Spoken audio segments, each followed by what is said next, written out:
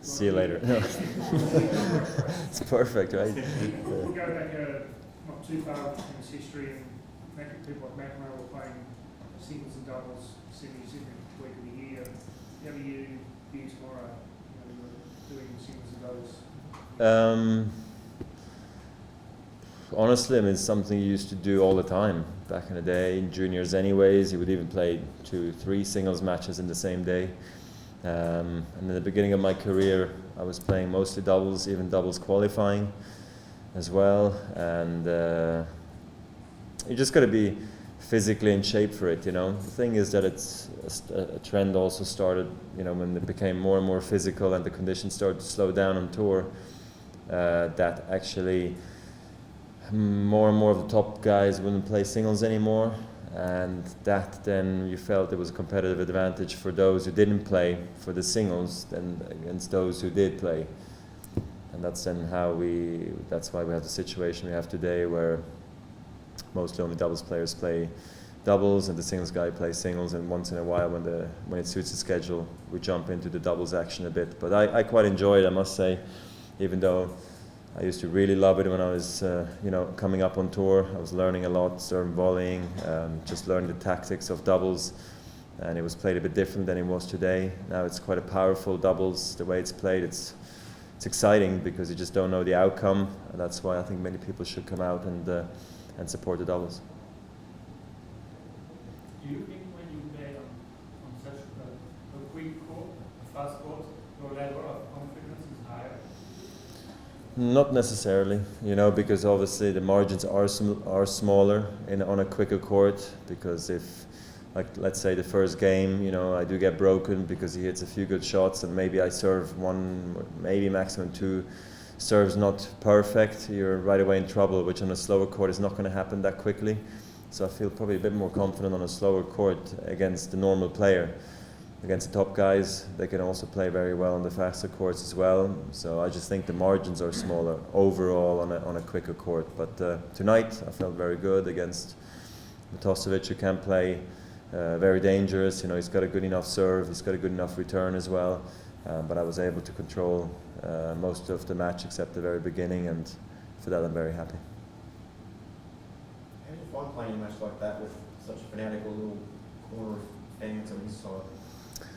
I mean, I'm used to it, I play many guys who get home support, so it's something today that doesn't affect my mind out there, thankfully. But in the beginning of my career, you get a little antsy and you just feel the pressure more because they're singing there just right next to you and all those things. After an ace, they're chanting. After double fault, they might be chanting, even though they're always very fair throughout. And I mean, by now we almost know each other because I've played so many Aussies over the course of my career, and at the end it's all respect and nice, and I'm happy they're out here supporting their players. It's good.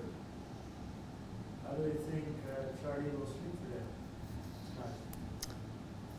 I don't know. We've never played him. We were supposed to play in Basel, I think, at the first round last year, and then he pulled out for some reason. And then I played a lucky loser, so that would have been it. So this has been. I did play him in the doubles, so I think that might have been good for him and for me to get a chance to actually face each other's serves and returns and all these things and see a bit how we do it. And he plays very, very aggressive, on the hard courts. I remember seeing him play really well in Cincinnati, which is similar to here. I remember seeing him play well at the Aussie Open last year when he made the quarters, I think. So he can definitely bring, a big game to the court, especially with his serve and his forehand. He can really dictate play, and I got to be well prepared. So we'll see how I sleep first, and then I'll call him up in case I wake up, so we're on even terms. No, I don't know. He said when he meets you in the locker room, you always make a lot of jokes. Is that true? I mean, I don't know. I mean, we just we have good chats. In the locker room, it's really relaxed. There's a lot of joking going on and talking and discussing and debating and you name it. yeah, I think we enjoy seeing each other again, because in the off season, you know, we don't have any contact with many of the players, because we know we're going to see each other plenty. Then when the next year rolls around, and he's always super friendly and very laid back, so I always enjoy when he's around, and we always have a longer chat than with other players, and he's fun, so I'm looking forward to playing against him. Last year, 2 days ago, I was lucky enough to have a quick chat to Tony Nadal. He suggested that for a top player, it's better to play Brisbane in the lead up to an Australian Open than Doha, because there's, this year there's 5 top teners at Doha. Your thoughts, and was that a factor in your decision to play here? Yeah, I mean, I think it's all a matter of priority, of where you live as well. As an Aussie, yeah, I'd say Doha and then Australian Open be the wrong thing to do.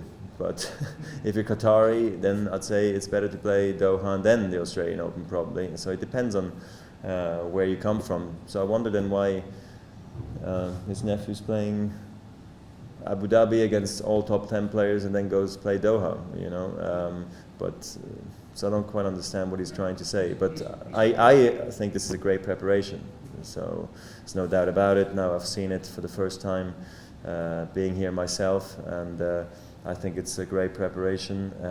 You just got to be willing to travel those extra, I don't know, let's say 3-4 days earlier away from home, and maybe miss Christmas and all these things, you know. So it depends on how important that is to you and your family and where you come from. But other than that, I think this is definitely a perfect preparation for the Aussie Open. But I don't like to see it so much as a preparation for the Aussie Open. I always like to see it as a priority, playing Brisbane alone, you know, and not just always thinking about the Australian Open. I always think that's such a wrong way to see things, that it's only just to talk about the Australian Open, even though this is a big event for me. Last one here. What's your, I know you don't like to think beyond the next match, but from the tournament's point of view, results go the way they like tomorrow, it's you versus Leighton in the final. Have you given any thought to the possibility of, you know, he's a good friend of yours, you get together, you used to play together, the possibility of playing someone like him here, like the tournament would like? Yeah, I mean, we've never played each other in the finals here in Australia, so clearly now we're both one match away. I'd love it, but then again, he's got a tough task, and I got a tough match myself. I got to double up with the doubles, so there's a lot of unknowns still out there, but I think he's got a chance against Kay, even though I think he's playing very well. I practice with him as well, and he's hitting a good ball, and he usually plays very well on the quicker courts because it helps his serve and so forth. But it's the same thing for Leighton. You know, the quicker court also helps his serve and his return, and he likes it flat today, Leighton, more than ever. And yeah, so I hope I can get there. We'll know if he makes it first, because he's playing at 1 o'clock before me.